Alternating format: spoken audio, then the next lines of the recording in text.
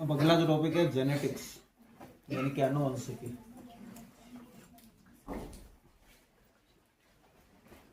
तो आनुवंशिकी क्या है? तो सबसे पहले हमारे अंदर कुछ ऐसे गुण होते हैं जो एक पीढ़ी से दूसरी पीढ़ी में ट्रांसफर होते हैं, यानी माता पिता से जो गुण संतानों में ट्रांसफर होते हैं उसको क्या कहते हैं? आनुवंशिक गुण कहते हैं। ठीक है, ये आनुवंशिक गुण है। और आनुवंशिक गुण का जिस विज्ञान की शाखा के अंतर्गत अध्ययन किया जाता है उसको क्या बोलते हैं? आनुवंशिकता बोलते हैं। अब ये एक चीज होती है डीएनए या फिर जीन, दोनों वैसे एक ही चीज है, यूं अलग है लेकिन समझने के हिसाब से आप एक भी मान सकते हो। तो ध्यान रखना कि एक जीव अपने समान जो है संतान उत्पन्न करता है, यानी उसकी जो संतान होती है वो बिल्कुल वो उसके जैसी होती है। उसका रीजन क्या है? उसका रीजन यही है, ये जीन जो होते हैं या जो डीएनए होता है वो इसका रीजन है कि एक विशेष जानवर है उसका या कोई भी प्राणी है वो अपने समान संतानों को उत्पन्न करता है। अब देखिए ये एक इसका डायग्राम दिया गया है कि जो एक कोशिका होती है, तो कोशिका की बेसिक स्ट्रक्चर होती है वो क्या होती है कि इसके चारों तरफ ये जो नीली नजर आ रही है कोशिका झिल्ली है। फिर कोशिका झिल्ली, ये जो कोशिका के अंदर ये जो लिक्विड नजर आ रहा है, ये जो दाने दाने नजर आ रहे हैं, ये कोशिका द्रव्य होता है, साइटोप्लाज्म। और कोशिका में एक जो इंपॉर्टेंट चीज होती है जिसको कहते हैं केंद्रक या फिर न्यूक्लियस। ये जो केंद्रक है ये अलग से भी दर्शा रखा है, ठीक है ना। तो ये जो केंद्रक होता है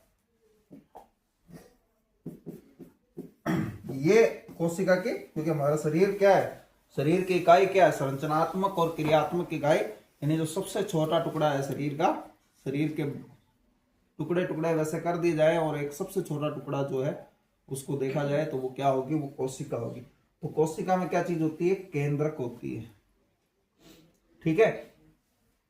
अब ये जो केंद्रक होता है इस केंद्रक में ये जो आपको नजर आ रही है संरचना रिबन के समान, ये क्रोमोसोम होते हैं, यानी इसमें क्या होते हैं? गुणसूत्र होते हैं, ठीक है। और ये जो गुणसूत्र है, इस गुणसूत्र में क्या होता है? तो ये गुणसूत्र किसका बना होता है? मतलब वो किसका बना होता है? डीएनए का, ठीक है ना। और डीएनए जो होते हैं वो एक विशेष क्रम में नाइट्रोजन क्षारकों के जुड़ने से बनते हैं जिससे कि जीन बनता है। समझ में आ गया? तो ये आपको थोड़ा सा दिमाग में ध्यान रखना है, गुणसूत्र, डीएनए और जीन, ठीक है। वैसे तो ये तीनों चीजें अलग अलग है, लेकिन यहां एक जीव अपने समान संतानों को उत्पन्न करता है, उसके लिए अगर आपको रिस्पॉन्सिबल कहा जाए तो ये तीनों ही चीजें जो एक दूसरे से के अटैच है वो क्या होती है? रिस्पॉन्सिबल होती है इसके लिए। किसके लिए? कि जीव अपने समान संतानों को उत्पन्न करता है।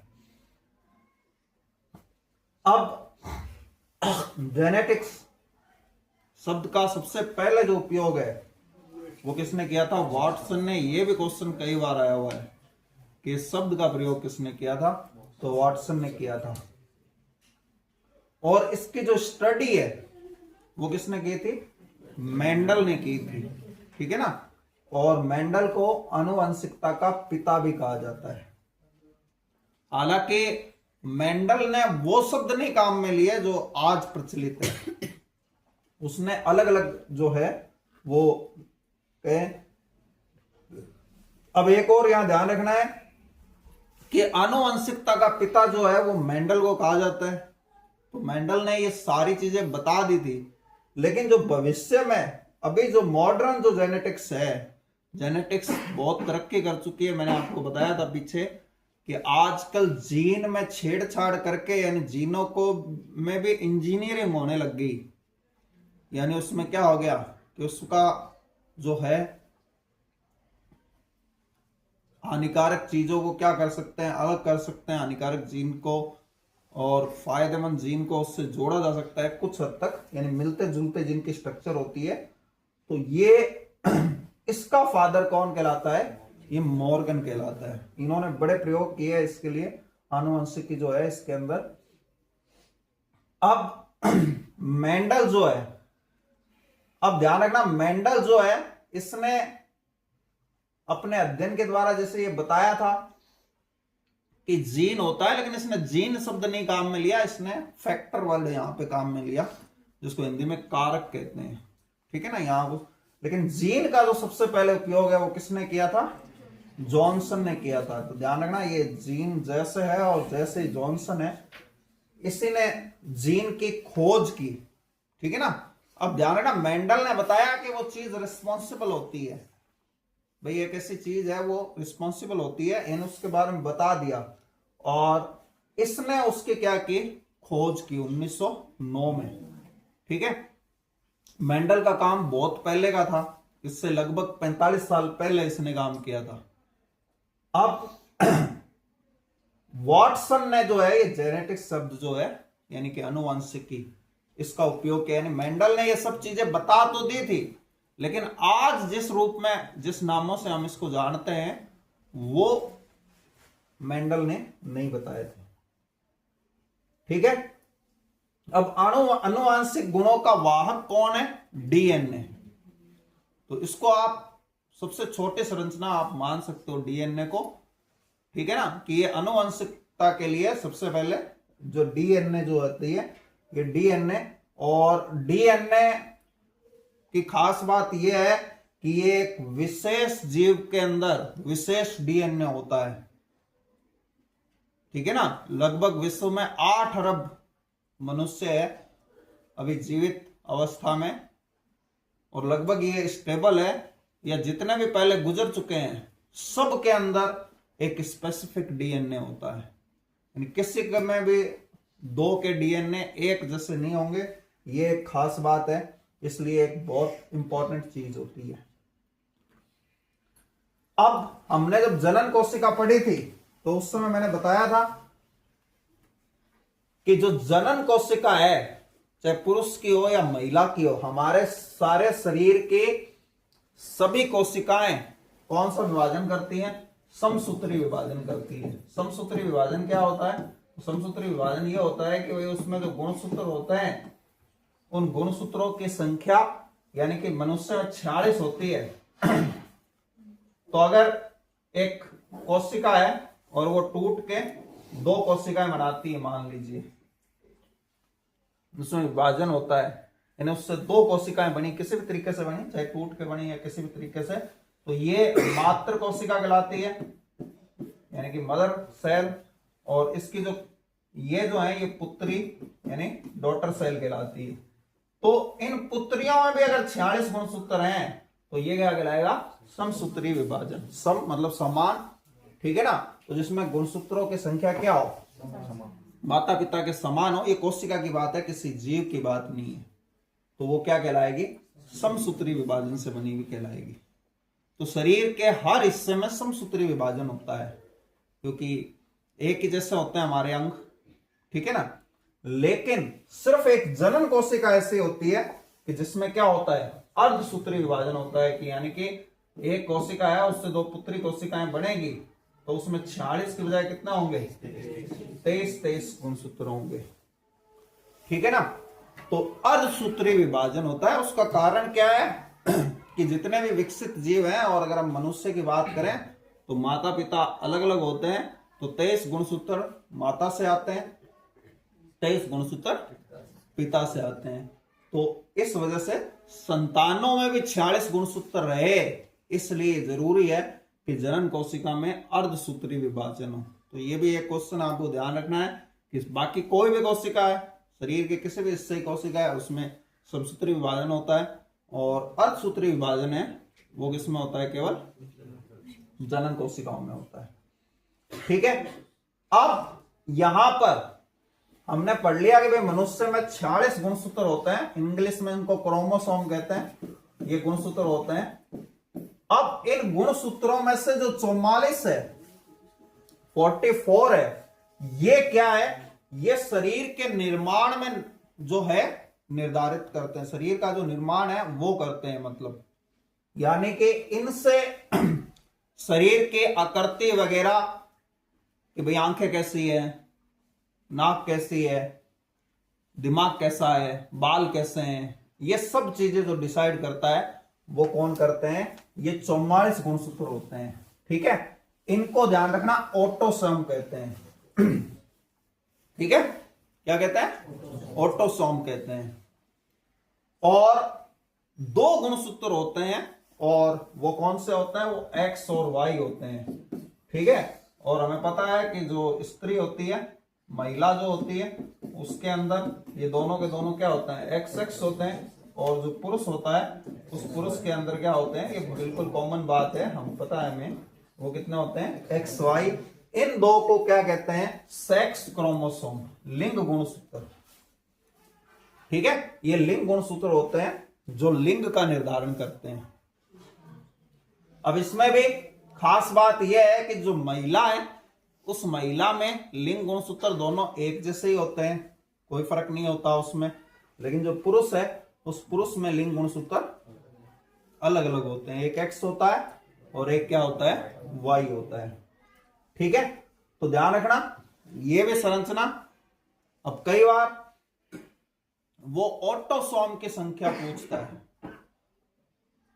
कि मनुष्य में, या फिर यूं पूछ लेगा मनुष्य में सेक्स क्रोमोसोम कितने होते हैं, लिंग निर्धारण करने वाले गुणसूत्र कितने होते हैं। तो क्वेश्चन में ध्यान रखना, या ये पूछ रहा है कि कुल गुणसूत्र कितने होते हैं, तो 46 होते हैं। इसमें भी ये है, जोड़े भी पूछ लेता है कितने जोड़े होते हैं, तो जोड़े 23 जोड़े होते हैं, ये सब जोड़े में रहते हैं, ध्यान रखना, अलग अलग नहीं रहते।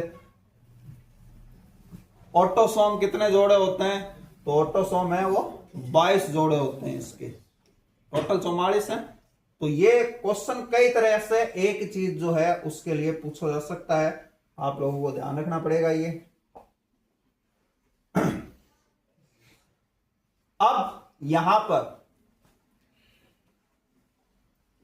जो गुणसूत्र है वो किस तरीके से माता पिता से संतान में जाते हैं, इसका एक बिल्कुल सिंपल सा ये चीज दी हुई है कि ये मेल है, इस मेल के अंदर ये 44 तो जो कैरेक्टर जो है उसका निर्धारण करने वाले, और दूसरे जो लिंग गुणसूत्र है वो लिंग गुणसूत्र कौन से हैं, ये एक्स और वाई, 2। फीमेल में भी यही है। अब इनकी जनन कोशिका की ये समझ लो संरचना है, इसमें क्या हुआ, इसमें विभाजन हुआ, हमने जनन पढ़ लिया है। तो यहां मेल के जो जनन कोशिका है उसका नाम क्या हम पढ़ चुके हैं, वो है शुक्राणु यानी कि स्पर्म। तो स्पर्म 2 तरह के होते हैं, एक स्पर्म वो होता है जिसमें एक्स होता है, ठीक है ना, ये एक्स होता है, और एक स्पर्म वो होते हैं जिसमें क्या होता है, वाई होता है। ठीक है, और अंडाणु सिर्फ एक ही होता है, एक ही तरह का होता है, और हम पढ़ चुके हैं सिर्फ एक ही होता है, ये भी नहीं है कि बहुत सारे होंगे, सिर्फ एक ही होता है, और उसकी स्ट्रक्चर उसमें क्या होता है, एक्स होता है। हालांकि वो बाकी 22 जो कैरेक्टर जो है उसको डिसाइड करते हैं, वो अलग चीज है। तो ध्यान रखना कि जनन कोशिका है जिसको क्या बोलते हैं, युग्मक, पढ़ चुके हैं हम गैमेट्स। तो नर युग्मक है वो 2 तरह के होते हैं, और मादा युग्मक है वो सिर्फ क्या होता है, एक ही तरह का होता है, ये भी हमें ध्यान रखना है। अब क्या होगा कि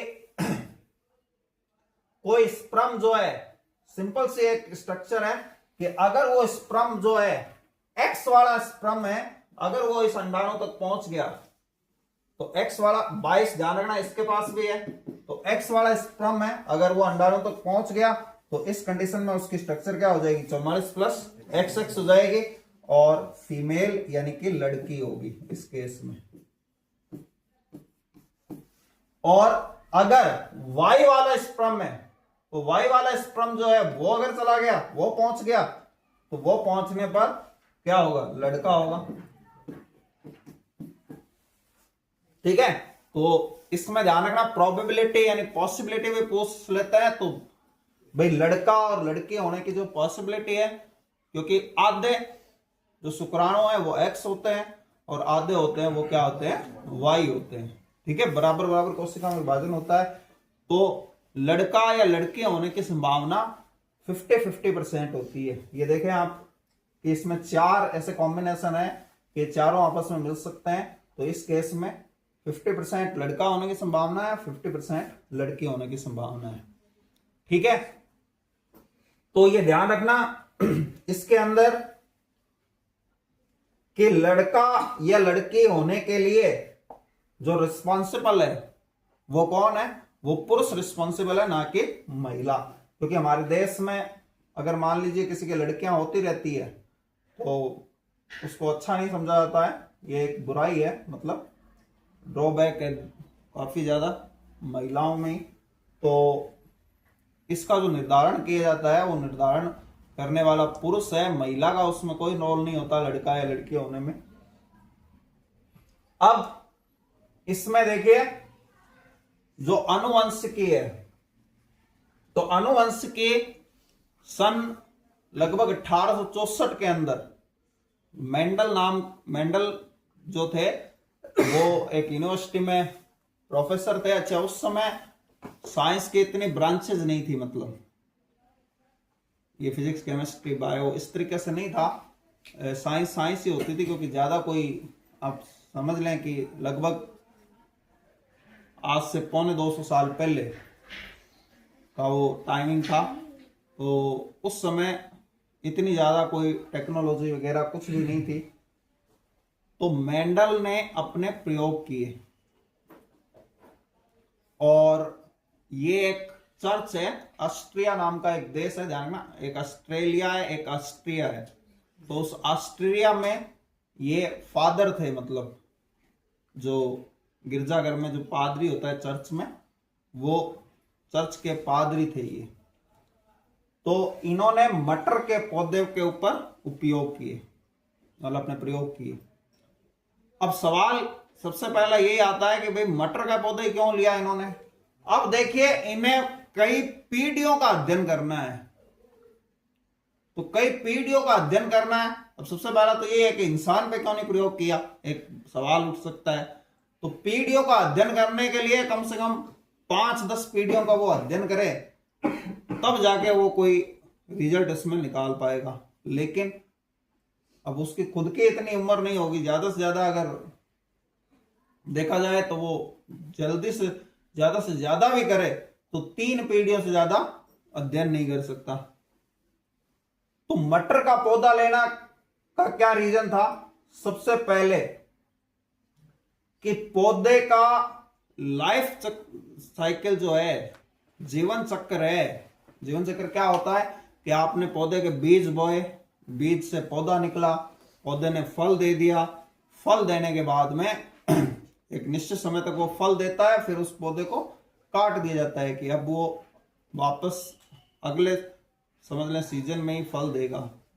तो पौधे का जीवन काल, या यूं समझ लें वो 3-4 महीने में पौधा बीज से पूरा पौधा बनता है, फल भी दे देता है और फिर मर जाता है। हम इसको इस तरह से डिफाइन कर लेते हैं। तो उसका कितना होता है? 3 से 4 महीने। तो इससे क्या होगा?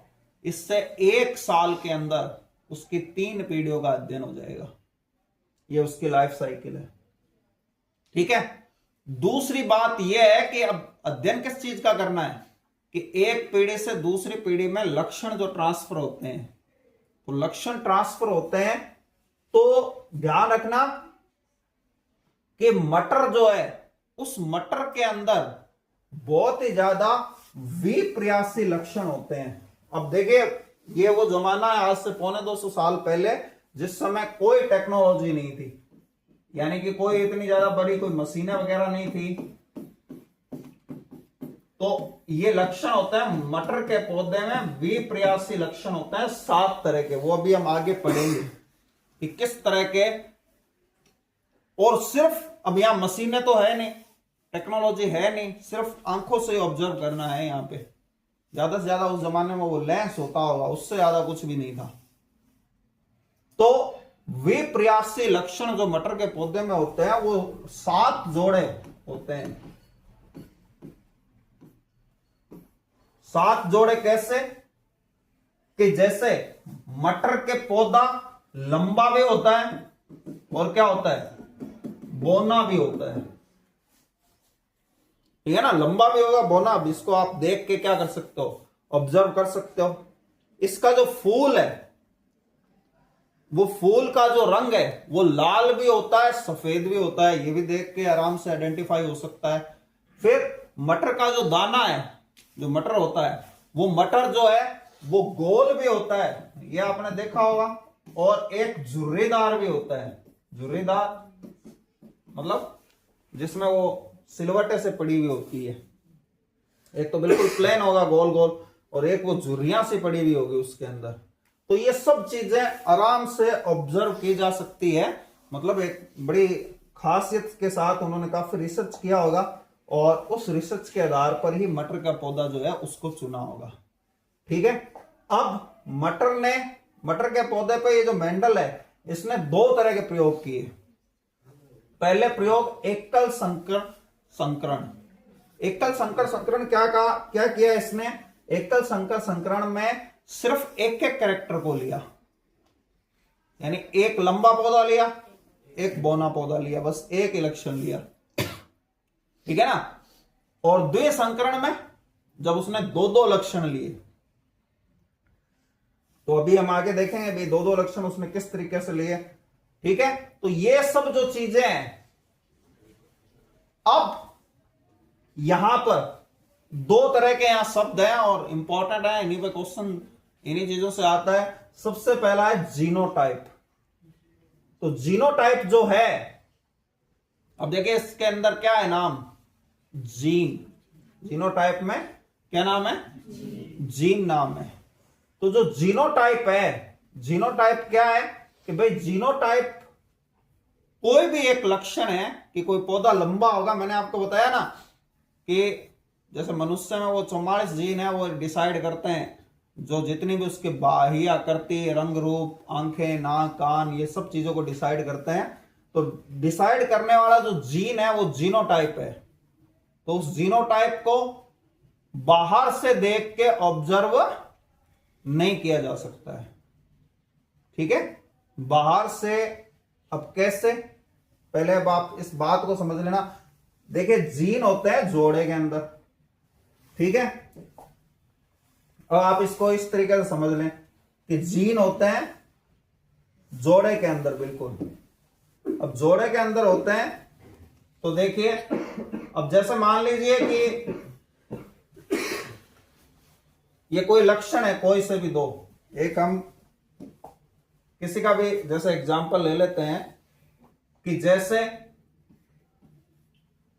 एक व्यक्ति है, वो मान लीजिए वो काला है, और कालेपन को निर्धारित करने वाला, काले को ब्लैक कहते हैं इसलिए मैंने बी लिख दिया। ये जो बी है, ये जीन है जो कालेपन को डिसाइड करता है। ठीक है, और इसी तरीके से जो गोरा रंग है उसको डिसाइड करने वाला जीन जो है, हालांकि एक हमने जो सिंबल ले लिया, ये तरीका होता है आनुवंशिकी में, दूसरा उसका स्मॉल लेटर लेते हैं, मतलब ये आनुवंशिकी का मेथड है। ठीक है, अब मान लीजिए कि इन दो, ये विपरीत हैं, काला और गोरा, ये विपरीत हैं। तो ये काला और गोरा विपरीत लक्षण हैं। अब मैं ये बात समझाने के लिए कह रहा हूं, जरूरी नहीं है कि ये बात आनुवंशिक तौर पे सही हो। अब क्या होगा कि यहां पर क्या है, यहां पर ये जो काला रंग है, ये मान लीजिए इसमें से एक होता है प्रभावी, जो प्रकट होगा, जो नजर आएगा पहली पीढ़ी में, उसको बोलते हैं प्रभावी। और जो पहले पीढ़ी में नजर नहीं आए उसको क्या कहते हैं, अप्रभावी। तो अब क्या होगा कि इस केस में, हालांकि ये बात ध्यान रखना, कोई जरूरी नहीं है ये बात आनुवंशिक तौर पर सही हो, मैं आपको सिर्फ समझा। तो पहली पीढ़ी में जितने भी बच्चे होंगे, मान लीजिए इनके 4 बच्चे हुए, तो इन चारों का जीनोटाइप ये होगा। उन सब बच्चों में एक तो क्या होगा, कालेपन का जीन होगा, जो काला रंग डिसाइड करेगा, और एक जीन है वो क्या डिसाइड करेगा, गोरा जो रंग है उसको डिसाइड करने वाला होगा। लेकिन सभी के सभी बच्चे काले होंगे, नजर आने में, दिखने में। समझ में आ गया ना? तो ये जो दिखने में जो है ये काले हैं, नजर आ रहे हैं, अब इसके लिए किसी एक्सपर्ट की जरूरत नहीं है आनुवंशिकता के। तो जो भी लक्षण नजर आते हैं वो फिनोटाइप कहलाते हैं कि किसी पीढ़ी में क्या नजर आ रहा है, गोरा है, काला है, जो भी नजर आ रहा है, देखने पर आपको नजर आ रहा है, वो चीज है फिनोटाइप। यानी ऐसे लक्षण जो सिर्फ देखने पर आप पता लगा सकते हो, वो होता है फिनोटाइप। ठीक है, लेकिन इसका जीनोटाइप क्या है? काला जरूर है, लेकिन ये इसको बोलते हैं शुद्ध, ये शुद्ध नहीं है। समझ में आ गया ना? यहां एक जीन कालेपन का और एक क्या है, एक गोरेपन का है, तो ये कहलाता है इसका जीनोटाइप। हिंदी में इसको कहते हैं जीन प्रारूप। जीन प्रारूप, भाई जीन कैसे हैं? तो जीन कैसे हैं ये टेस्ट करना पड़ेगा, आनुवंशिक टेस्ट करना पड़ेगा, तभी पता चलेगा। और ये फिनोटाइप, इसको हिंदी में कहते हैं लक्षण प्रारूप, कि दिखने में कैसा है। तो ये देख के कोई भी बता देगा, इसके लिए किसी लक्षण की जरूरत नहीं है। ठीक है, अब जो है ये पहले पीढ़ी है।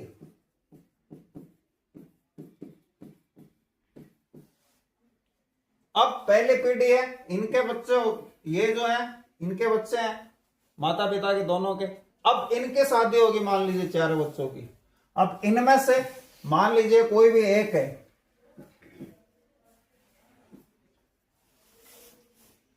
उसकी जो शादी है उसके जैसे से होगी, मतलब उसके जैसे का मतलब है कि ये काला है, वो भी काला है मान लीजिए, या काली है। ठीक है, और जीन प्रारूप भी इनका एक सा है मान लो इत्तेफाक से, क्योंकि कैरेक्टर डिसाइड करने वाले जीन जो है वो। अब इस केस में यहां इसकी जो पीढ़ी होगी, ये पहली पीढ़ी है, अब इनके जो बच्चे होंगे वो क्या कहलाएंगे? दूसरी पीढ़ी कहलाएंगे।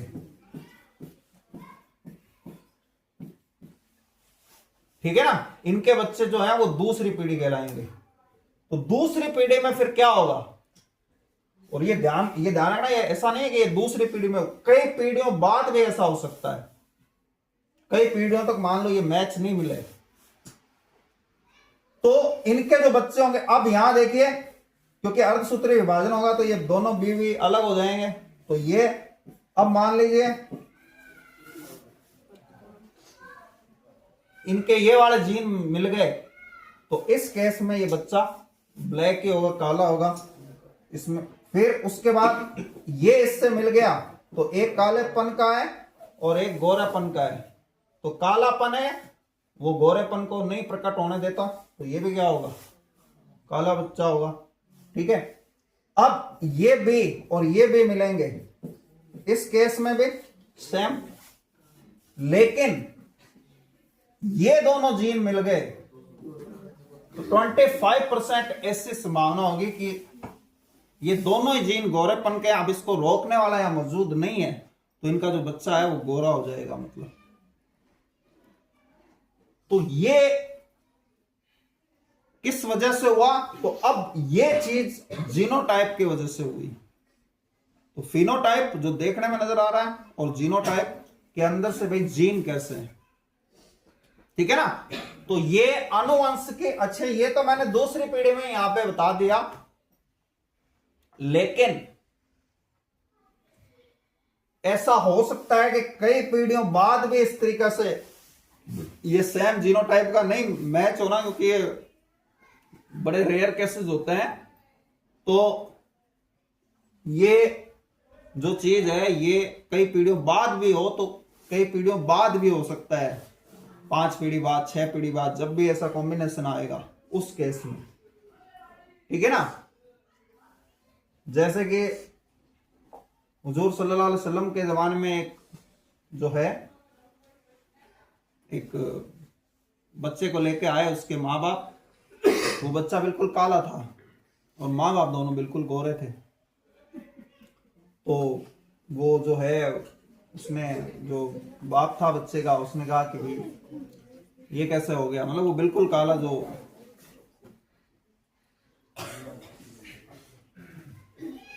तो वो आपके बारगाह में लेके आया, तो आप सल्लल्लाहु अलैहि वसल्लम ने फरमाया कि इसकी इतनी नंबर पीढ़ी में एक तेरे खानदान में एक शख्स था, उस आदमी को कहा जो बिल्कुल काला था, तो उसका जीन जब भी किसी के साथ आया उस समय तक प्रभावी नहीं था, इसलिए गोरे होते रहे।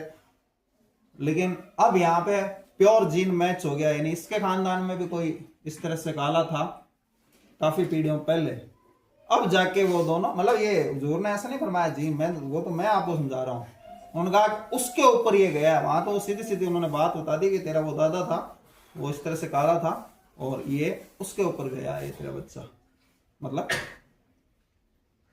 तो ये उसको रीजन दिया। तो ऐसा कई पीढ़ियों के बाद भी ऐसा हो सकता है। अब देखिए मेंडल का एकल संकरण प्रयोग।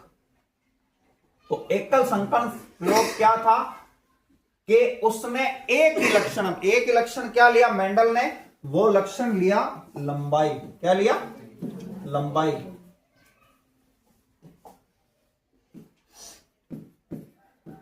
तो लंबाई ली। अब देखिए पौधों में किस तरीके से जनन करवाया जा सकता है। पौधों में दो चीजें हो सकती है, और ये मटर के पौधे की खासियत है ना कि भाई मटर का पौधा ही क्यों लिया, तो उसमें मैंने आपको बताया कि 7 जोड़े उसमें विप्रयासी लक्षण होते हैं। और एक और खासियत होती है कि मटर में स्वपरागण भी किया जा सकता है और पर परागण भी किया जा सकता है। अब ये क्या होता है, सबसे पहले परागण क्या होता है। तो परागण क्या होता है कि परागण जो होता है ये फूल से बीज बनने के प्रोसेस है। जिस तरीके से हमारे अंदर जीवों में यह होता है कि भाई संतान होने के लिए नर युग्मक का मादा युग्मक से मिलना जरूरी होता है तभी संतान होगी, उसी तरह पेड़ पौधों में भी ऐसा होता है कि नर युग्मक का मादा युग्मक से मिलना जरूरी होता है। ठीक है, इनका बच्चा कौन होता है? इनका बच्चा होता है बीज। पेड़ पौधों का जो बच्चा है वो क्या है? बीज, क्योंकि उस बीज से ही नया पौधा बनेगा। और बीज किसमें होता है? फल में होता है। अब यहां फल का मतलब आप ये ना समझें कि जो फल हम जिसको फल कहते हैं वो, यहां साइंस की भाषा में सब्जी भी फल ही कहलाएगी, सारे फल हैं। बल्कि कुछ चीजें जो खाई नहीं जाती किसी पौधे का हिस्सा, वो भी फल ही कहलाएगा। ठीक है, तो अब क्या होता है पौधे में भी ध्यान रखना, अंडाशय होता है। मैंने आपको बता दिया था ये कि एक फूल होता है खास अपने, तो ये जो गेंदे का फूल होता है माला में, इसको आप अगर देखें तो इसको बीचों बीच इस तरीके से ये दाने दाने होते हैं, ये वाले, ये चीज जो है ये अंडाशय होता है पौधे का।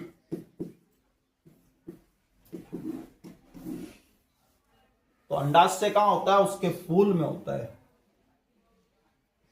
ठीक है, अब ये जो फूल है ये अंडाशय है, तो जाहिर सी बात है ये पौधे का मादा जनन अंग है। ठीक है, अच्छा अब इसी पौधे में नर जनन अंग भी हो सकता है। ठीक है, या अलग भी हो सकता है। यहां हम इस चीज में नहीं पढ़ रहे कि अलग है या। अब इसी तरीके से जो पौधे होते हैं उसमें फूलों में अगर आप देखोगे तो इस तरीके से ऐसे डंडियां से भी निकली हुई होगी इसी पार्ट से, ये पुंकेसर होते हैं उनके। हालांकि अलग अलग के अलग अलग पुंकेसर भी होते हैं। इस पुंकेसर से नर युग्मक निकलता है जिसको कहते हैं परागकण। क्या बोलते हैं? परागकण। जो कि मैंने आपको बताया था, यहां हमारे जब तेज हवाएं चलती है गर्मियों में, तो जो आकड़े का पौधा होता है आक का, उसके परागकण वो रुई का वो सा होता है, उसमें एक बिल्कुल ब्लैक सा कलर का होता है, वो उसका परागकण होता है। तो परागकण ये फूल छोड़ देते हैं। तो छोड़ने के बाद में अगर वो किसी फूल के अंडाशय पे गिर गए वो परागकण, तो ये मिल गया। इनका जो नर युग्मक और मादा युग्मक है वो इस तरीके से मिलते हैं, तो वो मिल गया तो इसको हम कह देंगे ये परागण हो गया। परागण होते ही फूल से क्या बन जाता है? फूल से फल बन जाता है। ठीक है, और जनरली परागण हो ही जाता है। तो परागण हो गया। अब बात यह है कि स्वपरागण क्या है। तो स्वपरागण यह है कि ये जैसे ये पौधा है और इस पर ये फूल लगे हुए हैं। अब सभी फूलों के पास अंडाशय है और जनरली पुंकेसर भी होता है, समझ में आ गया ना, ये उभयलिंगी होते हैं, यानी नर और मादा जननांग एक ही अंग में होते हैं।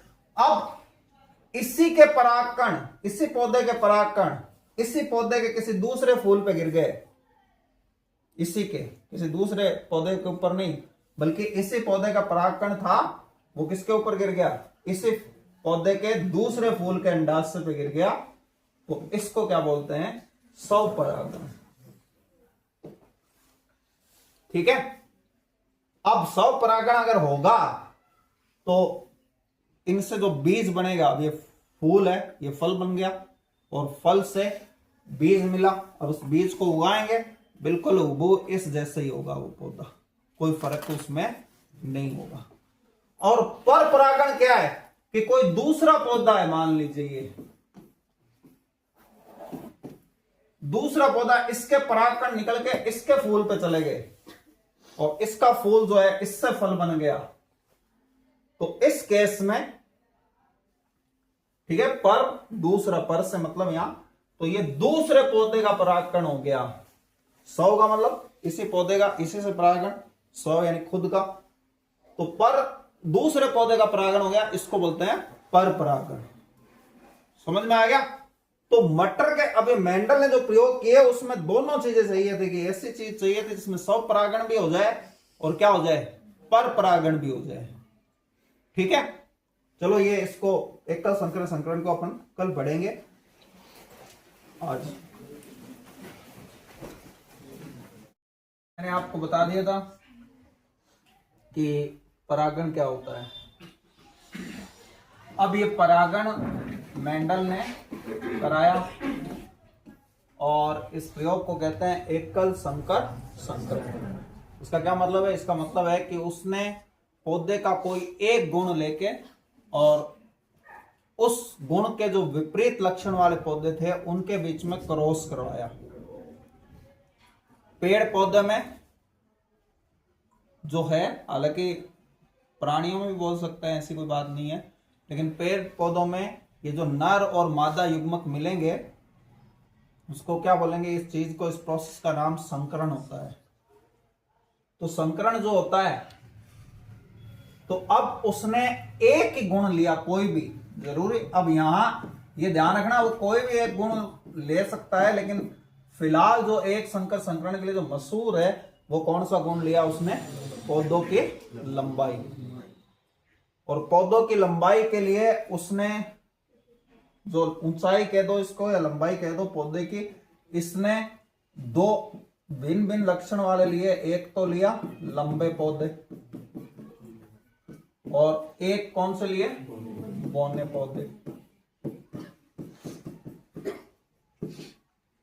जो लंबा है उसको इंग्लिश में टॉल कहते हैं, इस वजह से इसका जो जीन प्रारूप है कि इसमें जो जीन का जो जोड़ा है जो लंबेपन को डिसाइड करता है उसको इसने कैपिटल टी से दर्शाया, क्योंकि लंबे को टॉल कहते हैं इस वजह से।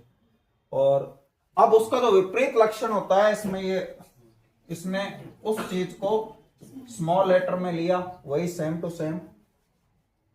ठीक है, अब ये जीन का जोड़ा है। अब जीन के इस जोड़े में सबसे पहले क्या होगा, अर्धसूत्री विभाजन होगा। तो अर्धसूत्री विभाजन में क्या होता है कि जो जोड़ा है वो अलग अलग हो जाता है। तो एक जीन एक पौधे में जाता है, एक कोशिका में जाता है, दूसरा दूसरी में। इसी तरीके से इसमें भी अर्धसूत्री विभाजन होगा। अब इसने इनके बीच में क्रॉस करवाया क्रॉस करवाया कि भाई इसके जो परागकण थे वो इस पे छिड़के, चाहे ऐसे कह दो, या इसके परागकण इस पे छिड़के, कोई इससे फर्क नहीं पड़ता। यानी कि एक दूसरे से इनके परागकणों को क्या किया उसने, संकृत किया, यानी निषेचित किया। अगर हम यहाँ वो भी वर्ड इस्तेमाल करें जो मिलने को हम कहते हैं निषेचन, तो वो भी कर सकते हैं, कोई दिक्कत नहीं है। अब देखिए यहाँ हर जगह क्योंकि कैपिटल टी और स्मॉल टी मिलेगा, तो जितने भी प्रथम पीढ़ी के जितने भी, वैसे तो 4 हम लिख सकते हैं, लेकिन प्रथम पीढ़ी के जितने भी पौधे होंगे उनका सबका जीन प्रारूप क्या होगा, इसको बोलते हैं प्रथम पीढ़ी या फिर F1 जनरेशन, F1 पीढ़ी। तो इसमें सबका जीन प्रारूप क्या होगा, टी टी। ठीक है, अब हर एक विपरीत लक्षण में क्या होता है, ये मेंडल ने बताया कि एक जो कैरेक्टर है वो प्रभावी होता है, डोमिनेट होता है, और एक कैरेक्टर है वो अप्रभावी होता है। तो प्रभावी कौन सा होता है, तो जो F1 पीढ़ी में जो भी लक्षण प्रकट होते हैं उसको क्या कहते हैं, प्रभावी लक्षण कहते हैं। तो F1 पीढ़ी में जितने भी पौधे प्राप्त हुए वो 100 के 100% कितने कौन से थे, लंबे पौधे थे। हालांकि इनमें बौनेपन का जीन जरूर है एक, जिसको मेंडल ने क्या शब्द दिया उस समय, कारक। ये भी पूछते हैं, ध्यान रखना। तो जीन जरूर है, लेकिन क्योंकि ये लंबापन प्रभावी है बौनेपन पे, प्रभावी का मतलब है कि जब ये होगा तो उसको बौनेपन को प्रकट नहीं होने देगा, हमेशा खुद ही प्रकट होएगा, ये प्रभावी लक्षण है। तो 100% पौधे जो है वो क्या हुए, लंबे प्राप्त हुए।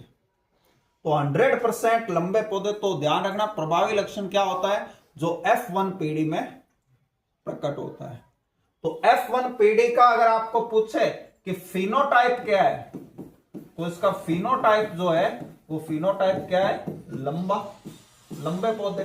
दिखने में कैसे हैं वो, लंबे। तो ये फिनोटाइप होगा, यानी दिखने में कैसा नजर आ रहा है। और जीनोटाइप क्या होगा, अब आप एक बात ध्यान रख लें कि अगर दोनों जीन ही लंबेपन के हैं तो इसको बोलते हैं शुद्ध लंबे, और इसी तरह ये दोनों ही अगर बौनेपन के हैं तो ये क्या होंगे, शुद्ध बौने। ठीक है। और अब यहां पर इसमें से जो भी प्रभावी लक्षण है, तो प्रभावी लक्षण है लंबापन, तो लंबापन प्रभावी लक्षण है। तो अब ध्यान रखना यहां पर ये जो F1 पीढ़ी है इसमें लंबे तो हैं, लेकिन कैसे लंबे हैं, अशुद्ध लंबे हैं, क्योंकि इसमें बौनेपन की क्या हो चुकी है, मिलावट हो चुकी है। समझ में आ गया ना। हालांकि अशुद्ध बौना कभी नहीं होगा, क्योंकि अप्रभावी लक्षण कभी प्रकट ही नहीं हो सकता लंबे के सामने। तो वो जो प्रकट होगा, यानी अगर कोई बौना पौधा होगा तो वो हमेशा क्या होगा, शुद्ध ही होगा। तो बोलने से मतलब यहाँ अप्रभावी लक्षण है। तो अप्रभावी लक्षण अगर किसी में नजर आ रहा है फिनोटाइप में, तो इसका मतलब क्या है, वो 100% क्या है, प्योर ही है। ठीक है। लेकिन जो प्रभावी लक्षण है वो क्या हो सकता है, अशुद्ध भी। तो यहां अशुद्ध का मतलब कि दोनों जीन एक जैसे नहीं है। ठीक है। तो ये F1 पीढ़ी होगी इसकी। अब F1 पीढ़ी हो गई, इसके बाद में जो F1 पीढ़ी के बाद में अब इसने ये सारे पौधों के बीज प्राप्त किए, और बीज प्राप्त करके उसने उगाए, तो सारे पौधे क्या हो गए, लंबे हो गए। अब लंबे हो गए, अब इसने इस F1 पीढ़ी के ही पौधों में क्या किया, आपस में परागण किया। अब चाहे वो सब परागण करे चाहे पर परागण करे, अब इसने F1 पीढ़ी के पौधों में ही परागण किया। तो परागण किया यानी कि अब दोनों का जीन प्रारूप एक जैसा था, यानी कि ये एक पौधा लिया इसका भी ये टीटी, और दूसरा पौधा लिया इसका भी ये टीटी, इस तरह से। अब सबसे पहले अर्धसूत्री विभाजन होगा, तो अर्धसूत्री विभाजन होगा तो ये अलग और ये अलग, और इसी तरीके से ये भी अलग और ये भी अलग। अब यहां पर जो है सबसे पहले, अब ये कौन सी पीढ़ी है, F2 पीढ़ी है। ठीक है। तो F2 पीढ़ी में अगर ये दोनों टी मिल गए, तो ये दोनों टी मिल गए, तो कैसे पौधे प्राप्त होंगे, ये लंबे, तो ये लंबे। इसी तरीके से ये जो कैपिटल टी है ये इस स्मॉल टी से मिल गया, तो इस केस में भी पौधे क्या होंगे, लंबे ही होंगे। ठीक है। अब ये स्मॉल टी इस कैपिटल टी से मिल गया, तो भी क्या हो गए, लंबे। लेकिन अब यहां पर ये एक अलग नतीजा है कि स्मॉल टी अगर स्मॉल टी से मिलेगा तो वो पौधे कैसे होंगे, बौने होंगे। ठीक है। तो मतलब यहां एक ऐसी संतान हो गई जिसको आप, क्योंकि ये 4 है तो 25% ऐसी पॉसिबिलिटी है कि एक ऐसा बच्चा, ऐसी संतान हो जाए, यानी माता पिता दोनों में वो गुण नहीं है, लेकिन वो गुण क्या हो गए, किसमें थे, उसके पूर्वजों में थे वो गुण। समझ में आ गया ना। यानी आप ये जो इससे पहले, जो सबसे पहले हमने जनक लिए थे, जो सबसे पहले जो जनक है ये वाले, ये लंबे और बौने पौधे वाले, ये मान लीजिए ये दादा दादी हैं, ये दादा है समझ लें, वो दादी है। तो दादी इसकी बोनी थी, माता पिता तो नहीं है कोई भी बोना, लेकिन दादी इनके क्या थी, बोनी थी। इस वजह से एक के अंदर वो करेक्टर आ गया, क्योंकि जीन अलग ही है, जरूरी नहीं है कि ऐसा होगा, ये पॉसिबिलिटी की बात की जा रही है, ऐसी संभावना है। ठीक है। अब जो है, अच्छा जनरली क्या होता है कि ये जो चित्र होता है F2PD का, इसको एक चेकर बॉक्स जो होता है उससे दर्शाया जाता है कि हम ये जो अलग अलग करते हैं, अब अलग अलग करते हैं तो ये जैसे T है, ये T अलग हो गया और ये T अलग हो गया, और इसी प्रकार से ये T अलग हो गया और ये T अलग हो गया, क्योंकि इनकी संख्या 4 है तो यहाँ 4 खाने बन जाएंगे। तो इसमें ये T दोनों मिले, जैसा कि ये हमने किया ना, चाहे ये करें या ये करें एक ही बात है, कोई फर्क नहीं है, क्योंकि आपके नोट्स में ऐसा दिया हुआ है। तो ये क्या है, लंबे हैं, लेकिन कौन से लंबे हैं, शुद्ध लंबे हैं। फिर ये T इससे मिला तो ये है तो लंबे, लेकिन कौन से लंबे हैं, अशुद्ध लंबे हैं। उसी तरह ये T इससे मिला तो ये भी क्या है, अशुद्ध लंबे हैं। और T मिला तो ये क्या है, बोने, क्योंकि बोने के लिए शुद्ध अशुद्ध की बात ही नहीं है, बोना हमेशा शुद्ध ही होता है, अगर क्योंकि उसके में मिक्सिंग होगी तो वो प्रकट ही नहीं होगा। तो ये बोने है, और चाहो तो आप भले शुद्ध बोने कह दो, कोई उसमें हर्ज नहीं है, लेकिन कहने की जरूरत ही नहीं है यहां पे। ठीक है।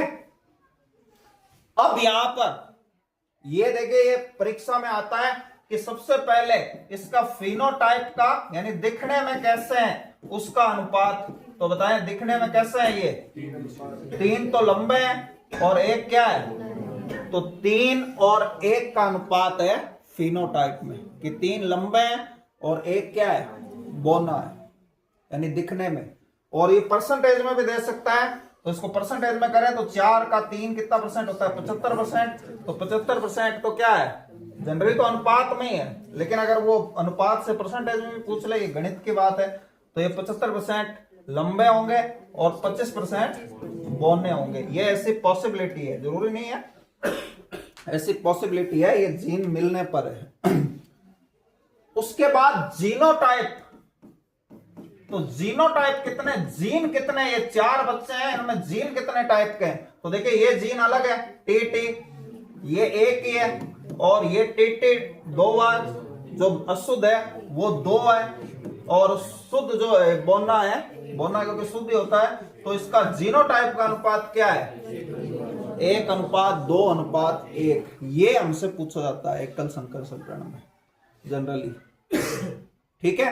तो ये जो है, ये मेंडल का जो प्रयोग है, एक संकरण संकरण, और एक संकरण संकरण क्यों कहते हैं इसको, क्योंकि इसने यहां किस चीज को लिया था, इसने यहां पर इसमें किसको लिया, एक लक्षण को लिया, ये F2 जनरेशन में। तो फिनोटाइप बाहर से दिखने में अनुपात कितना है, 3:1, अंदर से दिखने में जीनोटाइप रेशो वो कितना है, 1:1। ठीक है। ये जो मेंडल है इसका पहला प्रयोग है, एक संकर संकरण। अब उसके बाद द्वि संकर, कि अब इसने जोड़ा लिया, तो जोड़ा लिया। ठीक है। अब यहां देखिए अलग अलग बुक्स में अलग अलग होता है, लेकिन हमें बात बस समझने की है, चाहे आपको कोई भी कैरेक्टर क्यों ना दे दे। अब यहां पर इसने 2 लक्षण लिए। 2 लक्षण कौन से लिए, ऐसे लंबे पौधे लिए जिसका फूल किस रंग का था, लाल रंग का, और ऐसे बोने पौधे लिए जिसका फूल किस रंग का था, सफेद रंग का था। ठीक है। अब ध्यान रखना कि जब अर्धसूत्री विभाजन होता है, इस बात को आप अच्छी तरीके से समझ लेना कि लंबेपन का जीन प्रारूप कौन है, उसका जीन कौन सा है, टी। ठीक है। आर, लाल को क्या कहते हैं इंग्लिश में, रेड, तो इसलिए इसने यहां सिंबल आर लिया है, तो आर का रीजन यहां पर ये है। अब देखिए ये लंबेपन का, और ये अब इसमें जब अर्धसूत्री विभाजन होगा, यानी ये अलग अलग जोड़ों में बटेंगे, तो एक टी और एक आर, और उसी तरह एक टी, और यानी प्रत्येक जीन का एक जोड़ा, मतलब जोड़े में से एक जो है वो एक कोशिका में चला जाता है और दूसरा है वो दूसरी में चला जाता है। और इसी तरीके से जो बोना पौधा है उसको मैं स्मॉल टी से दर्शा रहे हैं और यहां सफेद को स्मॉल आर से, क्योंकि इसको हमने कैपिटल मान लिया।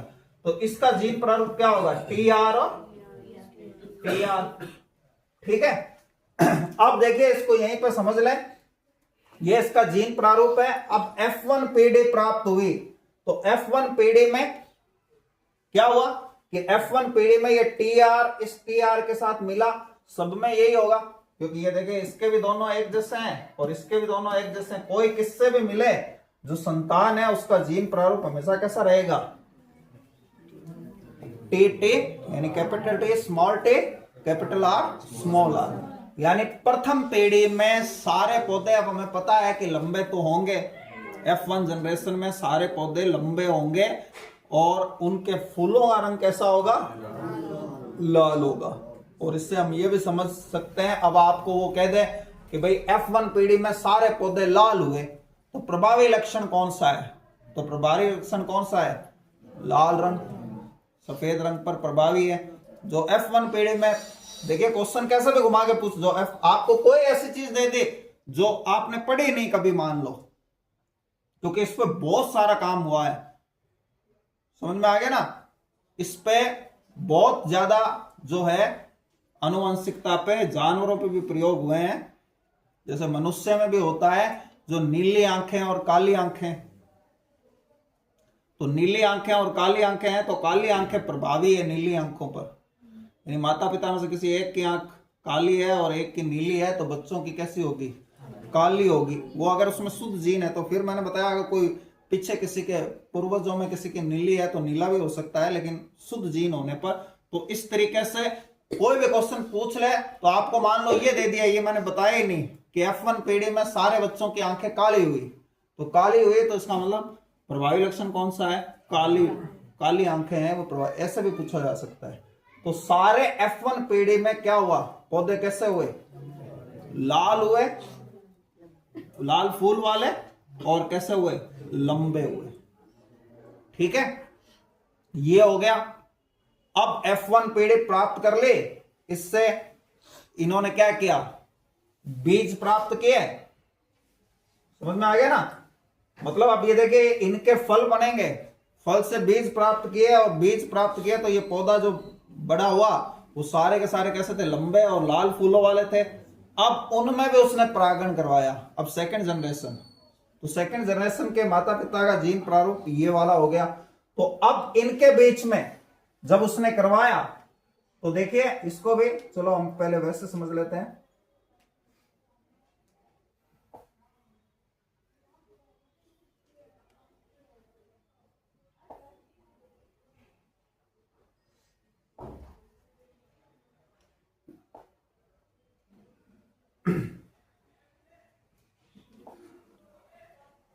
अब देखिए जो जीन प्रारूप है, और इसको अब हम चेकर बोर्ड वाले से ज्यादा ये समझ में आएगा। सबसे पहले अब जो जीन प्रारूप है वो किस प्रकार का है, टी टी और आर आर, इस प्रकार से। अब इनके भी युग्मक बने, तो इनके जो युग्मक बने तो वो युग्मक कितने प्रकार के बनेंगे, देखिए क्योंकि ये चार है तो चार है, तो देखिए एक युग्मक बनेगा कैपिटल टी के साथ कैपिटल आर गया, फिर एक युग्मक में कैपिटल टी के साथ कौन जाएगा, स्मॉल आर जाएगा। एक युग्मक बना उसमें स्मॉल टी के साथ क्या जाएगा, कैपिटल आर जाएगा, और एक युग्मक में स्मॉल टी के साथ में क्या जाएगा, स्मॉल आर जाएगा। समझ में आ गया ना। इससे हमें पता चलता है हमें चेकर बोर्ड किस तरह से बनाना है। तो ये चार पॉसिबिलिटी है, तो चार पॉसिबिलिटी है, तो देखिए चार ऐसे आएंगे और चार ऐसे आएंगे, हालांकि यहां जोड़ना नहीं है, गुणा करनी होती है। तो चार चौक कितना हो गए, 16। समझ में आ गया ना। ये क्योंकि चार तरह के इसमें बने प्रारूप, तो 16 हो गए, तो 16 हो गए, तो इसमें हमें चेकर बोर्ड जो है वो कितने खाने का बनाना पड़ेगा, 16 खाने का बनाना पड़ेगा। अब 16 खाने का बनाना है तो फिर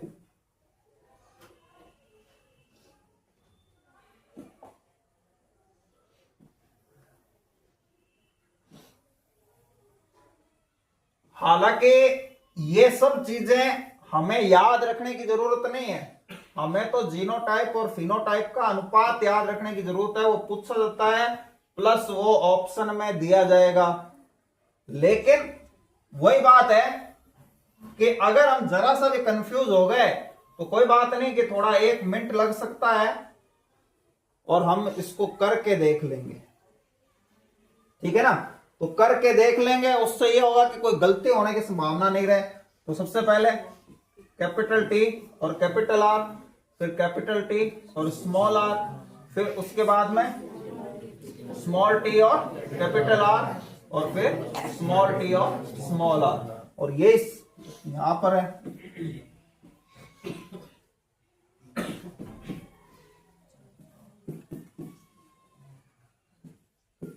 अब अपने को बस ये प्रभावी और अप्रभावी समझ में आना चाहिए, ये कोई याद रखने की चीज नहीं है, और इसको सब रफ कॉपी में बना के देखना आज। हालांकि अब इत्तेफाक से दोनों हो गए, कल टाइम हो गया था, नहीं तो कल एक करवा देते। तो अब देखिए, सबसे पहले जो इसकी जो संतान होगी उसमें दोनों कैपिटल टी और दोनों क्या है कैपिटल आर। तो ये कैसे होंगे, लंबे और लाल, ठीक है। इसी प्रकार से ये दोनों कैपिटल टी, कैपिटल आर और स्मॉल आर, तो ये कैसे होंगे, ये लंबे, लंबे का जीन और लाल का जीन, यही सेम टू सेम। फिर इसी तरह कैपिटल टी स्मॉल टी और दोनों ही कैपिटल आर, तो ये भी क्या होंगे, लंबे और लाल। फिर कैपिटल टी स्मॉल टी और कैपिटल आर स्मॉल आर, ये भी क्या होंगे, लंबे और लाल, ठीक है ना। तो यहां पर अब फिर वही कैपिटल टी, दोनों ही कैपिटल टी और कैपिटल आर स्मॉल आर, ये भी लंबे और लाल, कैपिटल टी। अब देखिए ये दोनों स्मॉल आर हो गए, तो ये लंबे तो हैं लेकिन क्या है, सफेद फूलों वाले भी हैं। तो देखिए इस वजह से एक ऐसे प्रजाति भी पैदा हो जाती है कि जैसा कोई नहीं था, यानी ना उसके माता पिता ऐसे, ना उसके दादा दादी ऐसे। इन जीन के प्रारूप की वजह से कभी कभी एक नई प्रजाति जन्म ले लेती है, जिसके कैरेक्टर बिल्कुल क्या होते हैं, अलग होते हैं। समझ में आ गया ना। तो ये एक बिल्कुल, यानी लंबे जो पौधे थे उसके फूल क्या नहीं होते थे, सफेद नहीं होते थे, लेकिन F2 जनरेशन में ये एक नई पीढ़ी पैदा होगी। तो ये भी होता है। इसी वजह से क्या होता है, इन जीन के कॉम्बिनेशन से ये जो कुछ थ्योरियां दी जाती है ना कि विकास की, कि वो इस प्रकार से एक अलग प्रजाति होगी, जैसे कहते हैं कुत्ता, भेड़िया, ये सियार वगैरह, ये सब क्या है कि पहले एक ही जीव थे और धीरे धीरे ये क्या हो गए, अलग हो गए।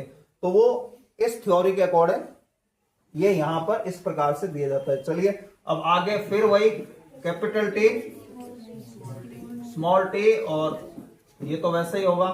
फिर उसी तरह कैपिटल टी स्मॉल टी, और ये फिर दोनों, तो यहां पर भी ये क्या हो गए, लंबे और सफेद, ठीक है। उसके बाद में फिर से ये कैपिटल टी और कैपिटल आर दोनों, ये तो लंबे और सफेद। फिर इसी तरह कैपिटल टी स्मॉल टी और कैपिटल आर स्मॉल आर। इसी तरीके से अब दोनों स्मॉल टी और आर क्या हो गया, कैपिटल। अब देखिए ये एक और नई प्रजाति आ गई, समझ में आ गया ना। ये भी कैसे है, अब ये बोने, और जिनके फूल क्या होंगे, लाल होंगे, ठीक है।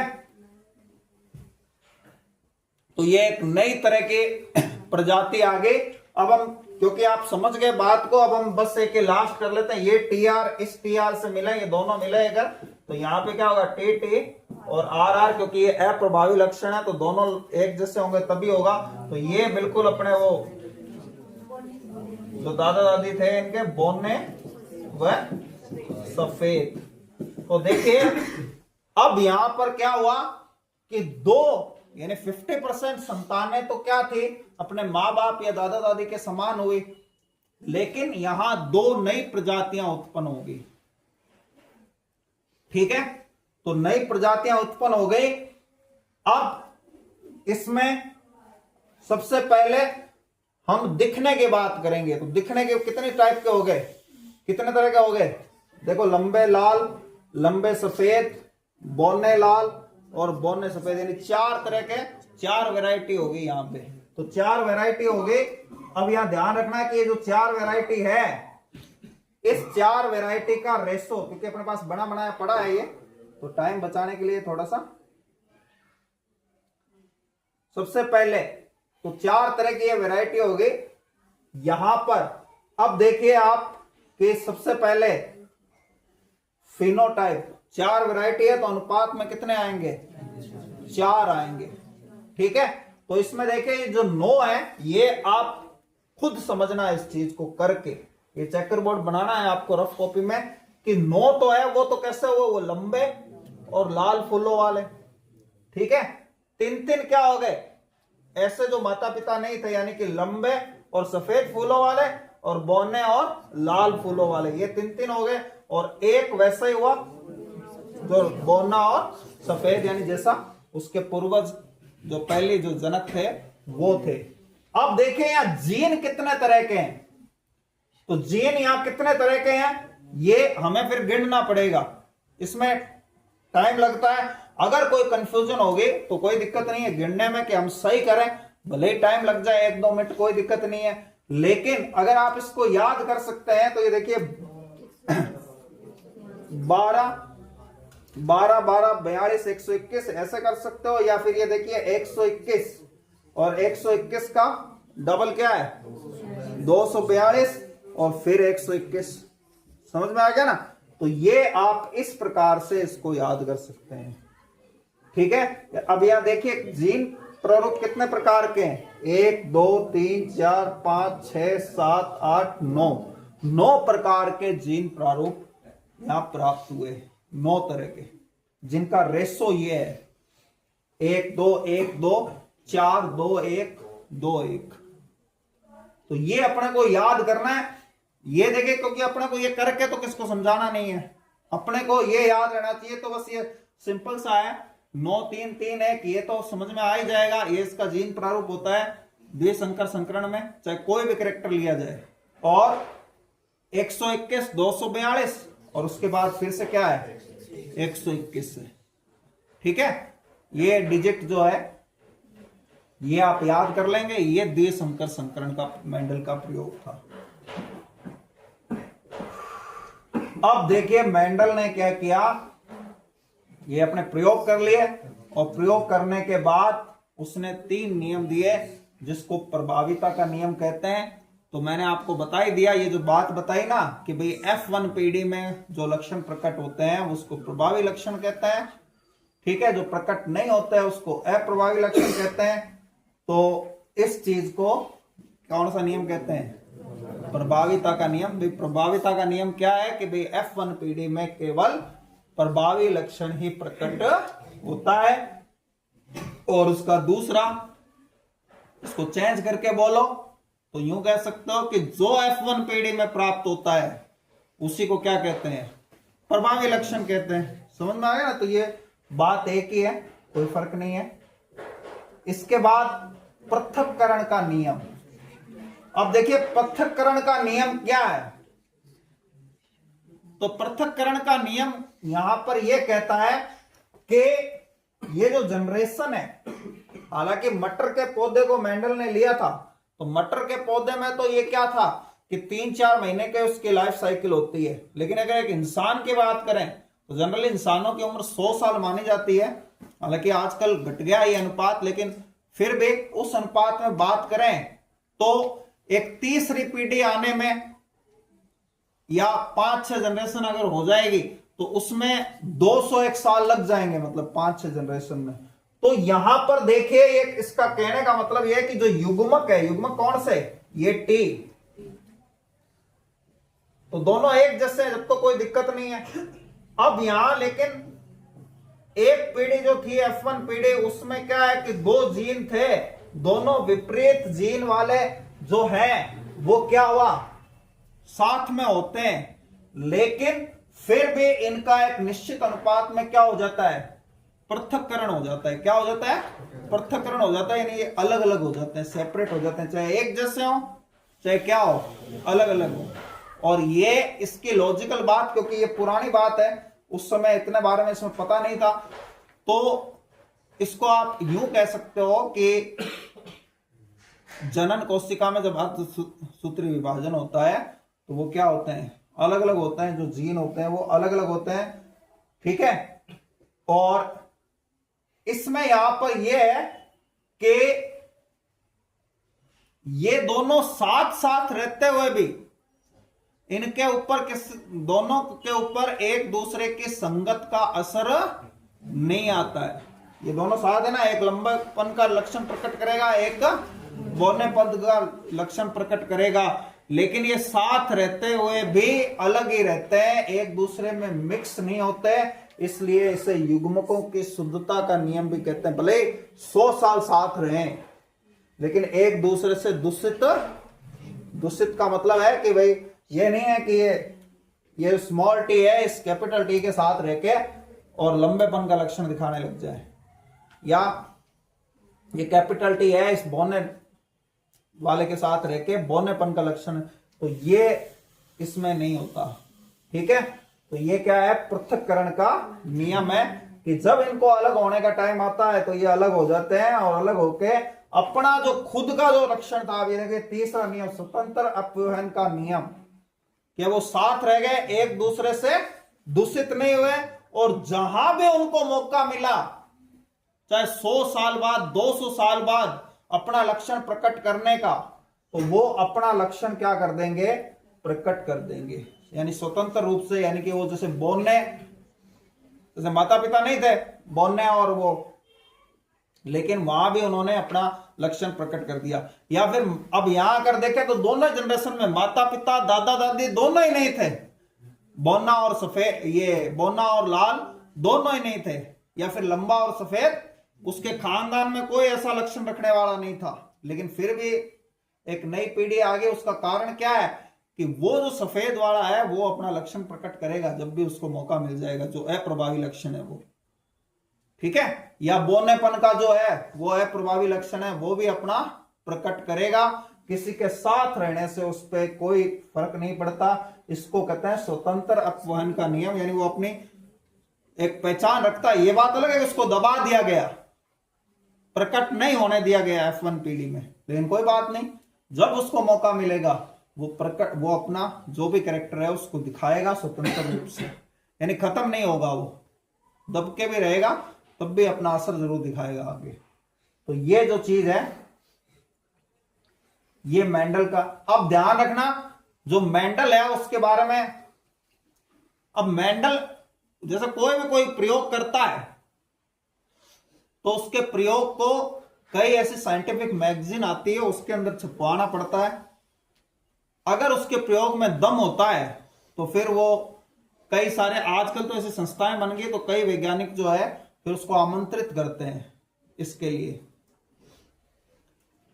कि अपना प्रदर्शन करके दिखाए। फिर वो वैज्ञानिक उससे कुछ चीजें पूछते हैं, अगर उसको जवाब दे देता है और वो सारे उसको मान्यता दे देते हैं तो वो उसका स्थापित हो जाता है। तो मेंडल ने इसको एक पत्रिका में तो छपवा दिया, लेकिन फिर क्या हुआ कि उसको किसी ने सीरियसली लिया नहीं उस वक्त उसके प्रयोग में। और मेंडल के मरने के बाद में 3 वैज्ञानिक थे,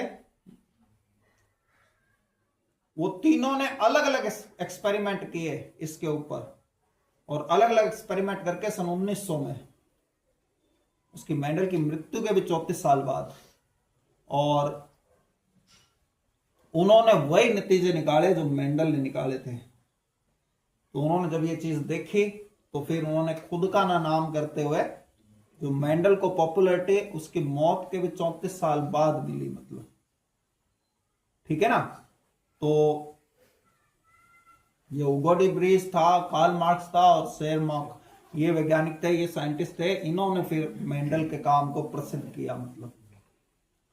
ठीक है, ये अनुवंशिकता है नॉर्मल, हालांकि ये डीपली तो बहुत लंबा, लेकिन अगर आपको ये बेसिक इसका समझ में आ गया है, तो बेसिक समझ में आ गया तो आप जो है इसको अच्छे से कर लोगे। ठीक है, ये क्वेश्चन है ये तो आप